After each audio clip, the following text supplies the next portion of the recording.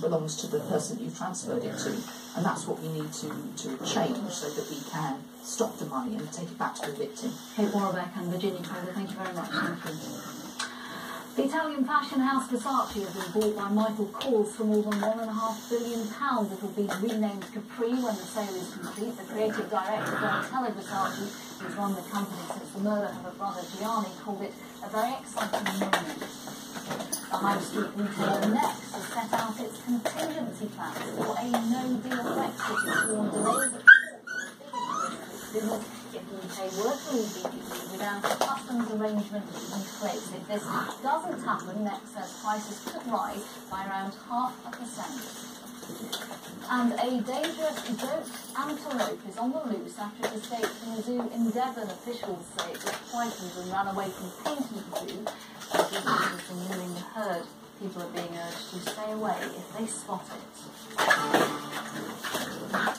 And finally, our room full of world leaders was overshadowed by a baby. The 3-month-old made history by becoming the youngest person ever to attend a debate at the UN.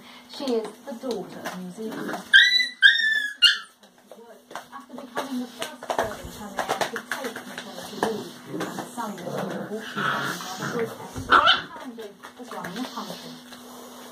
The smallest delegate, known officially as the New Zealand first baby, was pretty nonplussed at being in the UN.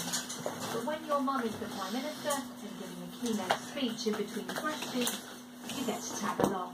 We must speak for those who do not have a voice. We must pursue equal rights. Steve Gayford is the youngest person ever at a UN General Assembly, and Jacinda Ardern the first politician to arrive with a newborn. And in a personal first for the new parents, they've been initiated into the long-haul travel with Children Club. What is harder, running a country or taking a 3-month-old on a 7-hour flight to get here? Just discussing some of it. It felt at the time was the class that we've been. She said, it looks like that you did it. She's very cultural plane with a little that kind of steer from other passengers. Which I felt very conscious. The owner apologized. They actually did apologize. No apology though.